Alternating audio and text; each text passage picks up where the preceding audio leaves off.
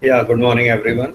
So, in set theory, in the last class, I did talk about the various operations on these sets, such as the union and intersection.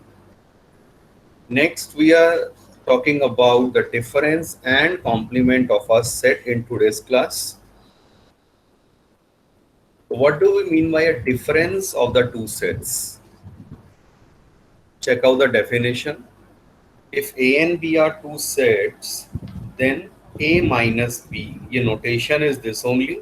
Some of the authors write like this, but we do not use this notation. So difference kya hai? It is a set consisting of all elements which belongs to A but do not belong to B. A में है X belongs to A, but that element is not in B. Similarly, we can understand and define what is B minus A. X is in B and X is not in A. For example, check out this Venn diagram. One can easily understand using this A minus B. आपके पास ये complete A था, इसमें से आप B वाला portion निकाल दो, तो बी वाला पोर्शन जितना भी है वो ये निकाल दो। तो ये जो मैंने डार्क येलो दिखाया एक तरह से, इसको निकाल दिया, तो जो बच गया that is my shaded region and that represent our A minus B. Similarly one can easily understand B minus A.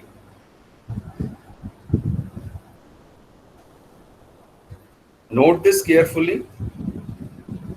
A minus B, A intersection B and B minus A are mutually disjoint. Mutually disjoint का मतलब क्या हो गया? They have nothing in common. So A minus B is this one, this region, dotted line जो जा रहा है. A intersection B, ये हमें पता ही है, already we did. ये सेंटर वाला जो पोर्शन हो गया कॉमन, एंड B माइनस ए, ये वर्टिकल डॉटेड लाइन जो दिखाई है वो B माइनस ए है. तो one can easily visualise they have nothing in common, and at the same time this is a question for you. This A minus B union A intersection B union B minus A, ये क्या बन जाएगा? A union B. Good. One can easily understand. अगर मैं अब इसके theoretical proof की बात करूं, so that will become very complicated, which we are not taking in syllabus. We'll be talking only about the visualization using Venn diagram, and Venn diagram comes as a very handy tool to understand many of the concepts. तो one can easily visualize कि ये तो मिलाकर अगर देखा जाए तो ये सिंपली आपका ये लिया था, फिर ये लिया और ये ले लिया. So it comprises of your simply A union B.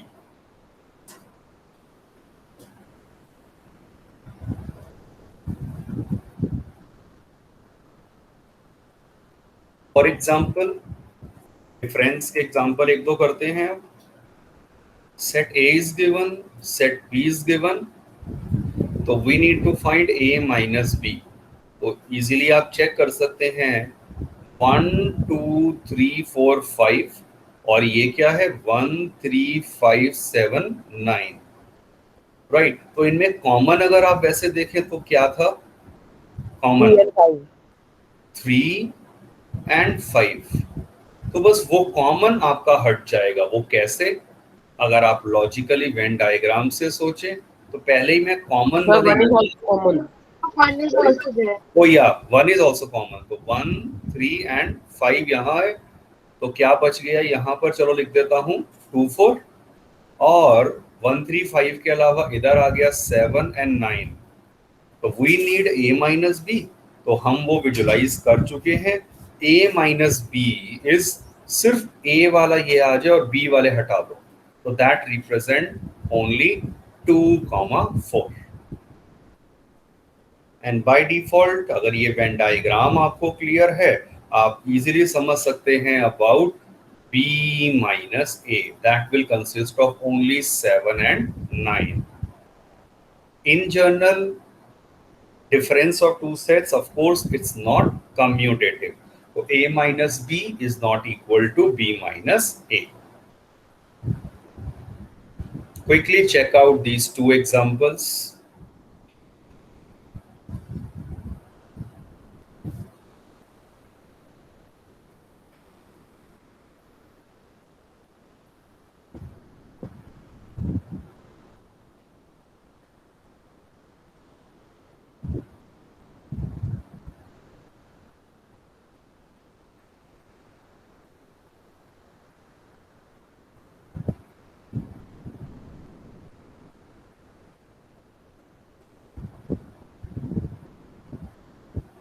I hope this is clear to everyone. Direct है आपके यहाँ.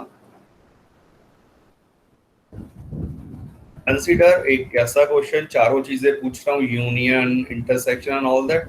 तो x is a natural number and it is a factor of 6 और b क्या है? It is a factor of 8. तो one can easily write down this sets a and b. तो a would be factor of 6, 1 1, 2, 3, 6. and 6, and b would be 1, 2, 3, 4, 8. 3 नहीं आएगा, 4 and 8. ठीक है, तो ये a और b हो गए. Now you can easily find out everything. मैं सिर्फ आपसे एक पार्ट पूछ रहा हूँ. चलो, what is b minus a? Sir, 4,8. 4 and 8. Yes, good. Clearly जो कॉमन है वो हटा दो, तो b में आ गया 4. b minus a will be 4,8. Another जो अब हम एक टर्म की बात करते हैं, that is a symmetric difference. So what is exactly the symmetric difference of two sets a and b? It is denoted by a triangle b, and this is defined as a minus b union b minus a. Check this out. Simple question है, quickly आप देखिए. a and b given है, आपको symmetric difference पूछा है. तो what is a minus b here? Sir, AC. Which AC. one? a c. And what is b minus a? Sir, FG. FG. FG. bd हटाने हैं. Yes, fg. तो of course जब मैं बात करूंगा सिमेट्रिक डिफरेंस की, ये टर्म सिर्फ याद रखना है, सो दैट ये हो गया इन दोनों का यूनियन.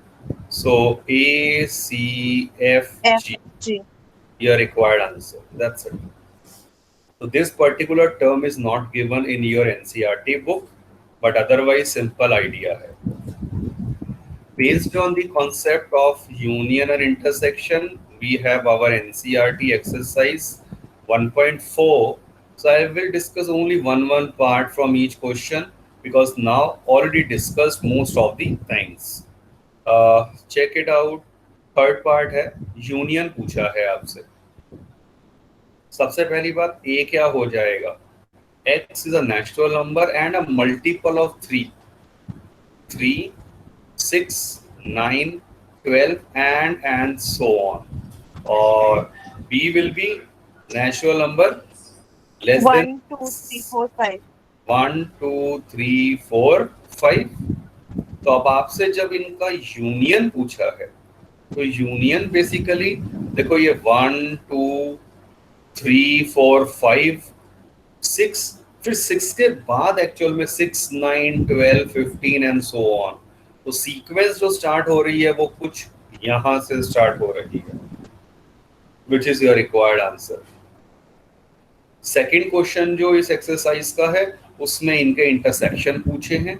तो मैं साथ साथ अगर आपसे इनका इंटरसेक्शन पूछ लेता, तो what is the answer? Sir, 3, 6, 3. 3. 3. 6 नहीं है ना? Yes, only 3.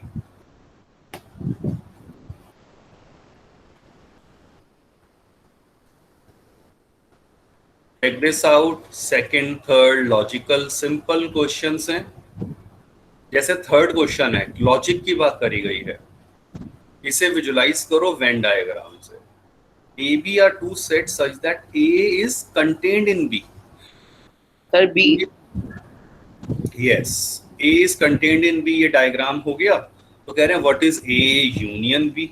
तो इन दोनों का जब मैं यूनियन करूंगा, यूनियन माने या इसमें या दोनों में, that is clearly visible, that is the set P only. Fourth in homework, direct easy question है, यूनियन वगैरह निकालने हैं।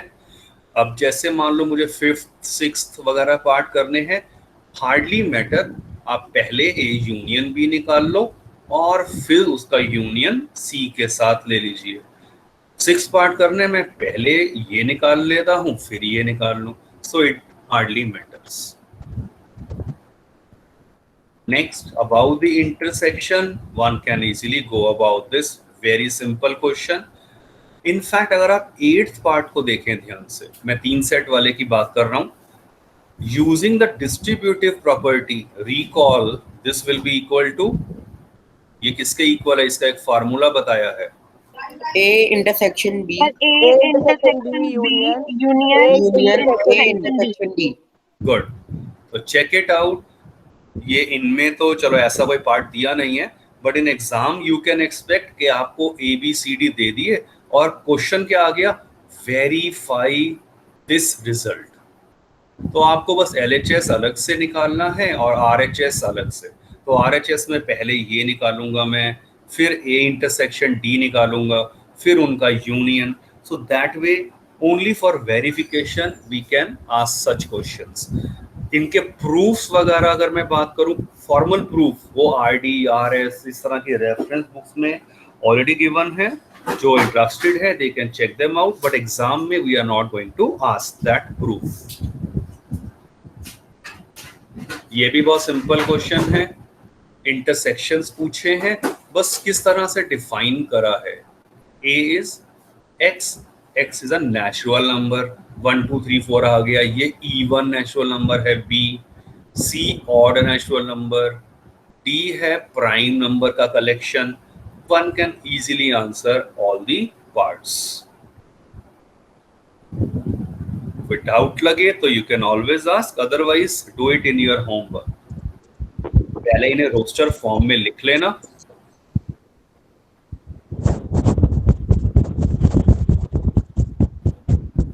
Yes, similarly you have 8th question, disjoint। तो which pair of sets are disjoint? Disjoint का मतलब क्या होता है, intersection is phi, that one can easily verify।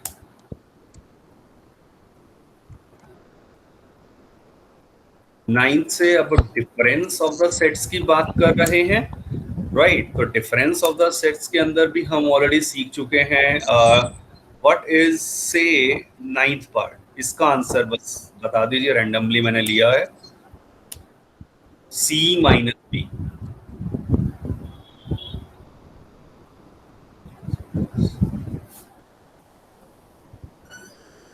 Two, 6, 10, 14.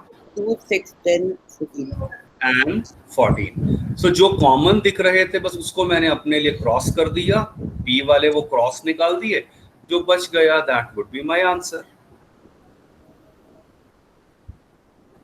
Again very simple question. एक 11th का क्या होगा आंसर, लॉजिकल है।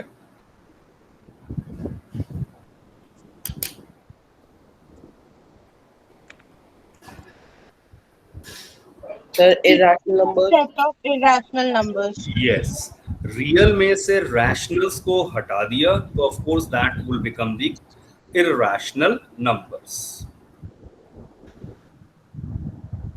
नेक्स्ट जो हमारी टर्म आती है that is the complement of a set. तो let's understand what do we mean by the complement of a set. मान लीजिए U is a universal set और A इज एनी सबसेट जो इसके अंदर कंटेन कर रहा है। Complement of a set denoted by A dash, और ए डैश की डेफिनेशन क्या है? This is simply u minus A. क्या मतलब हुआ? a डैश इज u में है but that x is not in a। Understand using Venn diagram. तो अगर ये यूनिवर्सल सेट है, ट्राइंगल वाला रीजन, ये अगर मेरा सेट A है, तो इस A का कॉम्प्लीमेंट क्या हुआ? जो बाहर वाला कंप्लीट आपका ये लाइन आ रहा है, बचा हुआ पोर्शन जो A से हो गया, that will be my A complement. Kunal, unmute को अपने आप को म्यूट रखिए। If required then only unmute, नहीं तो डिस्टर्बेंस आती है थोड़ा बीच में। Sorry sir. It's okay. Okay, so complement के लिए check out this simple example. If universal set U आपको गिवन है और A दिया है 2 4 6, तो ये तो इसका सबसेट ही होगा।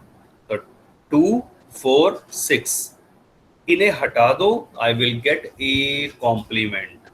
तो A complement would be simply 1 3 5।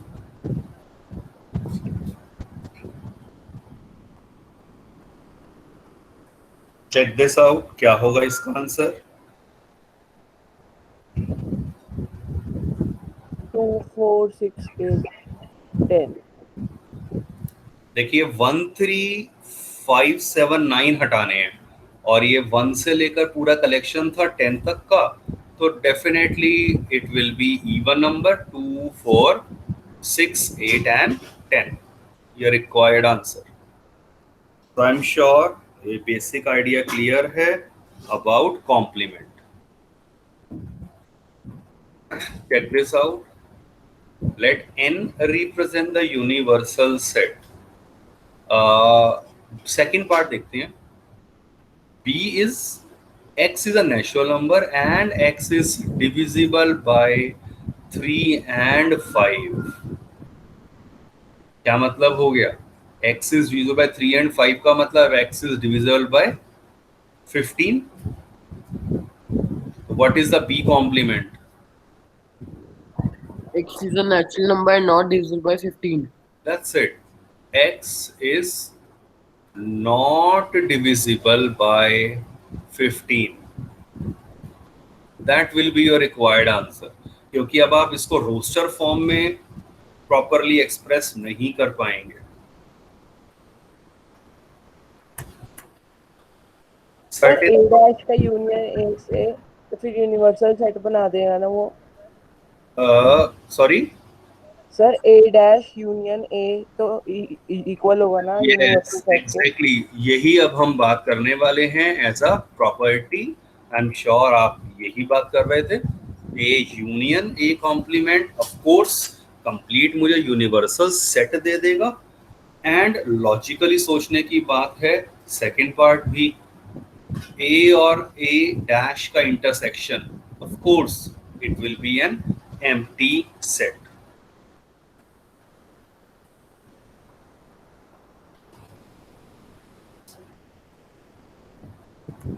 Check out next, very important property which is referred to as a De Morgan's law। इसका प्रूफ हमारे सिलेबस में है। I'll take that। वो रूल देखो दो पार्ट में है, एक ये है A यूनियन B का कॉम्प्लीमेंट जो है A complement intersection B complement. So check out the change, ये union will become intersection, and similarly second one A intersection B का कॉम्प्लीमेंट जो बनेगा वो हो गया A कॉम्प्लीमेंट, और ये इंटरसेक्शन स्प्लिट हो जाएगा यूनियन में। क्यों होता है that we will consider now as a proof, और proof theoretical and at the same time Venn diagram के थ्रू भी हम इसकी बात करेंगे। तो second one is very important. Third is logical. Double complementation, logically सोचिए, कॉम्प्लीमेंट का कॉम्प्लीमेंट जैसे नेगेटिव नेगेटिव पॉजिटिव, तो ए कॉम्प्लीमेंट का complement will give me the same set A again. Then of course ये भी आप सोच सकते हैं फाई का कॉम्प्लीमेंट यूनिवर्सल सेट और यूनिवर्सल का कॉम्प्लीमेंट फाई हो जाएगा।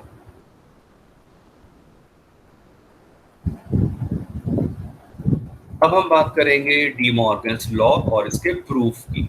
तो प्रूफ करना है आपको से first part,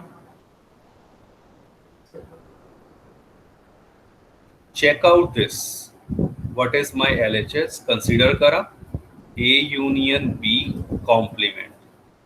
so let X is any element which belongs to this. अब इसका मतलब क्या हो गया, अगर एक्स इसमें है तो एक्स किस में नहीं होगा, A and B। Union B में। इसका मतलब क्या हो गया, एक्स ए में नहीं है एंड एक्स बी में नहीं है। फिर सोचिए अगर एक्स ए में नहीं है, इसका मतलब एक्स किस में हो गया, ए कॉम्प्लीमेंट में एंड एक्स हो गया बी कॉम्प्लीमेंट में। और इससे क्या आ गया, x जो है ए कॉम्प्लीमेंट में भी है एंड बी कॉम्प्लीमेंट में भी है, तो x हो गया in their intersection also. So what actually has happened, I started with this और अभी के हिसाब से I arrived up to this result. इसको थर्ड स्टेप के अंदर और नहीं आएगा वहाँ पे, कहां पर, doesn't belongs to A और X doesn't belongs to B, क्योंकि सर दोनों में से किसी एक में कुछ belong कर सकता है। ये इससे ये स्टेप क्लियर है। सर इसी में तो दिक्कत है, मतलब कि यूनियन और में यूनियन एक्चुअल में क्या होता है, यूनियन एक तरह से हमारा ऐड या और होता है, बट नॉट के साथ अगर है तो रिवर्स प्रॉपर्टी हो जाती है। रिवर्स प्रॉपर्टी का मतलब union will split into intersection. तो एंड एक्चुअली क्या रिप्रेजेंट करता है, इंटरसेक्शन। तो इसीलिए इससे ये वाला स्टेप आ गया। और अब लॉजिक की बात है, इससे ये इस स्टेप से ये स्टेप कैसे आया होगा, इस स्टेप से ये आ गया। अगर x a में नहीं है तो कॉम्प्लीमेंट ऑफ a में होगा और एंड साथ ही साथ b कॉम्प्लीमेंट में होगा।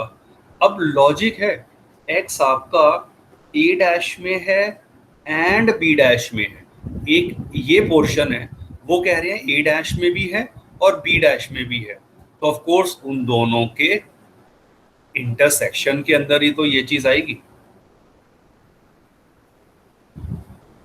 You need to visualize it you at the same time using Venn diagram as well। वो मैं अभी साथ में लूंगा Venn diagram। अब जरा चेक करो, ये मान लो फर्स्ट है, ये मान लो सेकंड इक्वेशन है।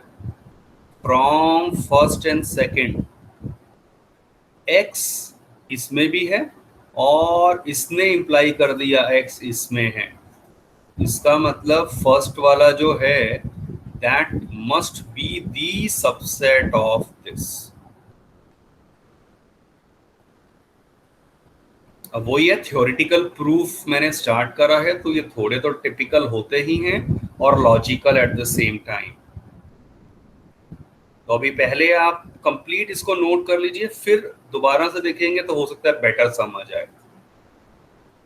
अब आप क्या करो, कंसीडर फ्रॉम RHS। RHS क्या था, A intersection A complement intersection B complement. और अब मैं कहता हूं let X belongs to this. X अगर इसे बिलोंग कर रहा है, थिंक लॉजिकली, इससे अब हमारे पास क्या होने वाला है, X belongs to this and X belongs to B complement?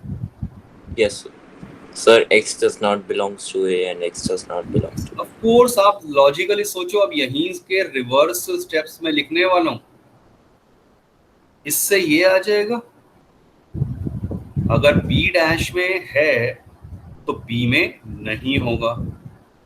अब इससे क्या आ जाएगा, X doesn't belongs to A union, एक मिनट, कहाँ तक आ गया था, X doesn't belongs to A and X doesn't belongs to B, तो इसका मतलब X doesn't belongs to their union also.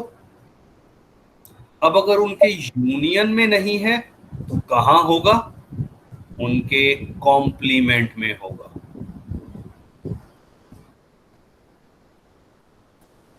This is equation 3, this is equation 4.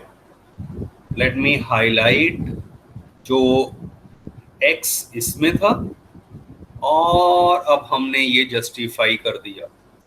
What does this finally imply? From third and fourth ये इसमें contain कर जाएगा, तो A intersection A complement intersection B complement will contained in A union B का complement. Look at these two results, ये और ये result. हमें जनरल पता है अगर X is contained in Y, Y is contained in X, this would imply both these sets are equal. तो मैंने नेमिंग चलो इनको 3 4 कह दिया था, तो इसे 5 और 6 लेना पड़ेगा। तो फ्रॉम 5 एंड 6 क्या आ गया finally, this is equal to this, और यही हमारा डी मॉर्गन्स लॉ है, हेंस प्रूव। सर इसके अंदर हम ये कैसे कह रहे हैं कि A यूनियन B डैश उसी का ही सबसेट है पहले वाले में और सेकंड वाले में उसका उल्टा? अगर कोई भी एलिमेंट इसमें है, ये स्टार्टिंग इक्वेशन 1 देखो, अगर x A में भी है, इस सेट में है नॉट कॉम्प्लीमेंट में, और फिर मैंने साथ में ये लिख दिया कि x belongs to this set है, सेम एलिमेंट है वो इसमें है, और फिर उसी स्टेटमेंट ने जस्टिफाई कर दिया कि वो इसमें भी है, तो लॉजिकली उससे क्या हो जाएगा कि ये जो सेट रहा था वो इसका सबसेट हो जाएगा।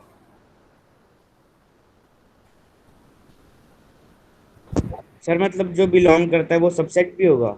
यस, अगर आपके पास मैंने लिखा x बिलोंग्स टू A और अगर इसने इंप्लाई कर दिया x belongs to B also, तो इन दोनों का कंक्लूजन क्या है, this will give me that A is a subset of B। ये हमारा कंक्लूजन आता है इससे। सर इससे तो ये कंक्लूजन नहीं आएगा कि A इंटरसेक्शन B का है X? नो, x अगर A में है, ये जब तक आप इसको विजुलाइज नहीं करोगे वेन डायग्राम के थ्रू, ये मेरा सेट A है, इसके अंदर x है, और अगर मैंने बाद में क्लेम कर दिया, इससे जस्टिफाई कर दिया कि ये x जो हो रहा है वो B में भी है, तो इसका मतलब A जो हो गया that is a subset of B। Sir लेकिन अगर इंटरसेक्शन में लाई करता होगा तो मतलब अगर दो ऐसे जुड़े हुए होंगे और उसके इंटरसेक्शन में लाई करेगा तो भी तो सेटिस्फाई करेगा x बिलोंग्स टू A और x बिलोंग्स टू B। कैसे इंटरसेक्शन का, मैं नहीं समझा आपका point.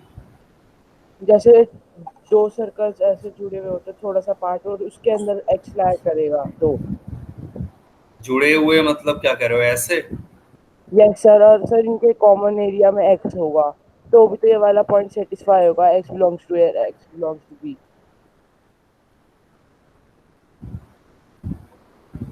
See, that is a simple statement to understand। ये आपकी बेसिक डेफिनेशन है कि इफ x और यही चीज हमने स्टार्टिंग में यूज करी थी to define equality of two sets, और इक्वालिटी ऑफ टू सेट्स क्या होती है, if x contained in y, y contained in x, this gives me x is equal to y, और x कंटेन इन y अगर मैं यहां बात शुरू करता हूं, तो अगर x कोई भी इसका एलिमेंट है, अगर ये एलिमेंट मैंने जस्टिफाई कर दिया कि वो y का भी एलिमेंट है, तभी हम कहेंगे कि x is contained in y. You are talking about some particular case के ऐसा भी हो सकता है, बट जनरलाइज्ड जब हम बात करेंगे तब वो ये वाला रिजल्ट निकल कर आता है. Yours is a particular case of what I have shown here. Okay sir. तो please make a note of this theorem. इस रिजल्ट को जितना ये चीज जो मैंने बताया है, एक्स्ट्रा चीज मैं यहाँ से हटा रहा हूँ to avoid any confusion. So this is the complete proof of this result.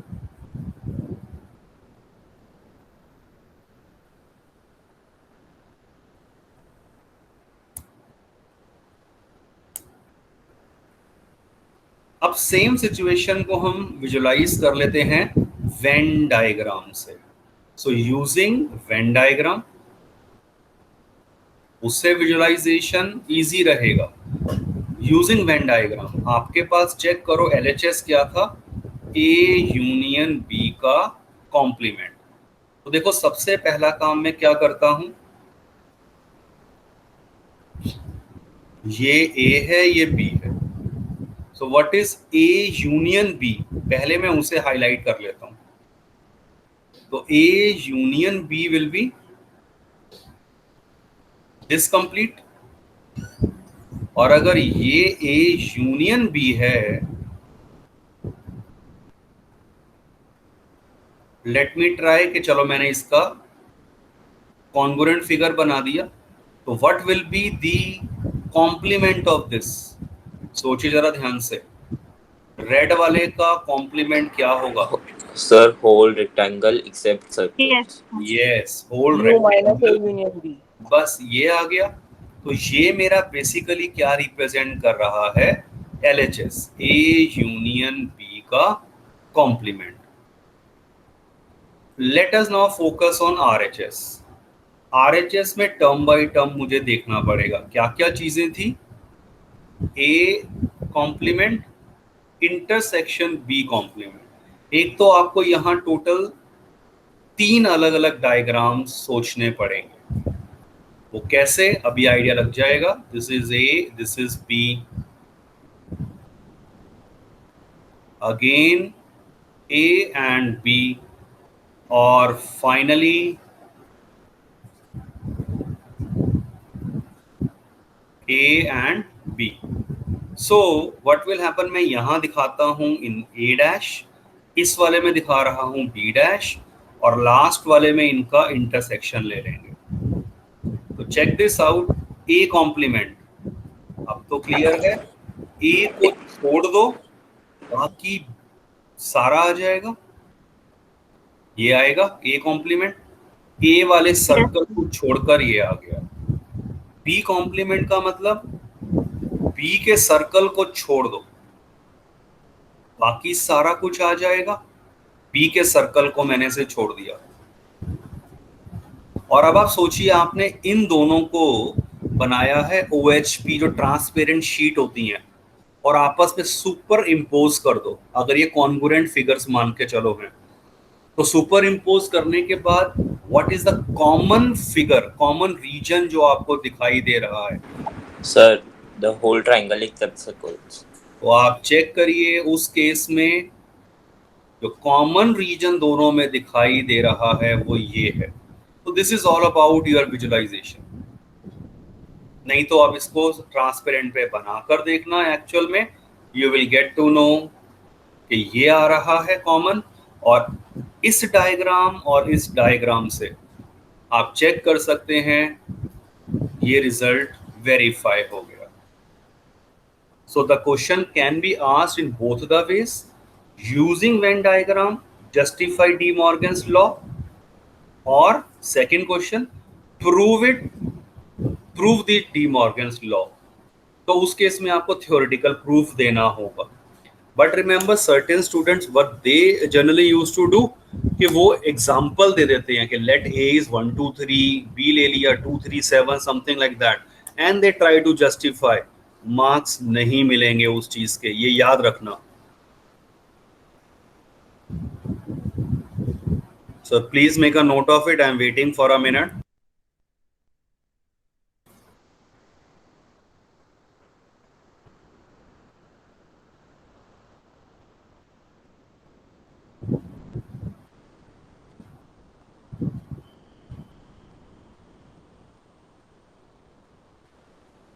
और आपकी अटेंडेंस रेंडमली मैं मार्क कर रहा हूं।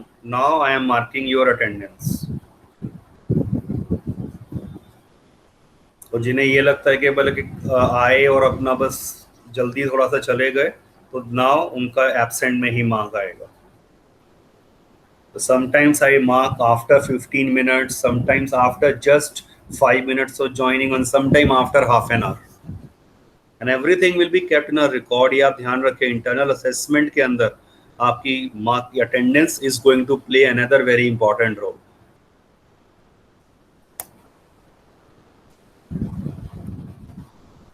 So this question is a part of now your homework. PDF जब शेयर करूंगा उसमें देख लेना and then attempt this question. Very simple question. Universal set और फिर ABCD वगैरह जो भी है डिफाइन करे हैं. You need to find various things. Complements, difference. I already talked about everything. So that will be the part of your homework. And based on this, you have your NCERT exercise. Last 2 minutes. Exercise 1.5 check करिए, बिल्कुल simple question और similar है जैसे last question दिखाया है. So you can solve all the parts. In fact same हो गए शायद ये क्वेश्चन, वो आप चेक कर लेना, कुछ एलिमेंट डिफरेंट हैं. Yes, one can easily write down the complement.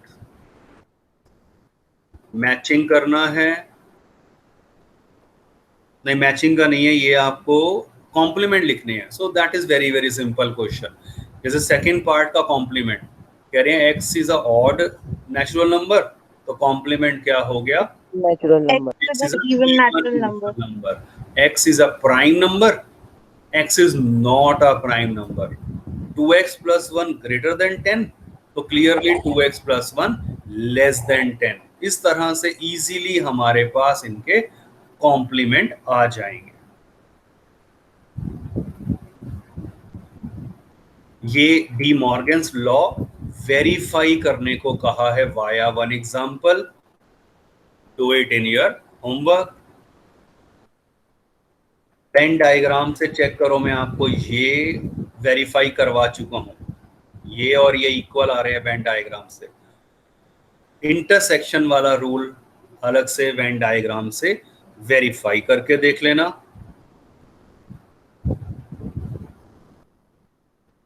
Common sense का क्वेश्चन है, जब आप इसे चेक करेंगे, U be the set of all triangles, और ए क्या है? Set of triangle with at least one angle different from 60 degree. So what will be its complement? Equilateral triangle. Yes भाई, ये कह रहे हैं कि at least one angle different from 60 degree. Reverse में all angles are 60 degree. So it will be simply representing an equilateral triangle. Answer same way ये हम justify कर चुके हैं as a properties. So complete up to this और PDF submit करते रहिए exercise wise या दो एक्सरसाइज के हिसाब से.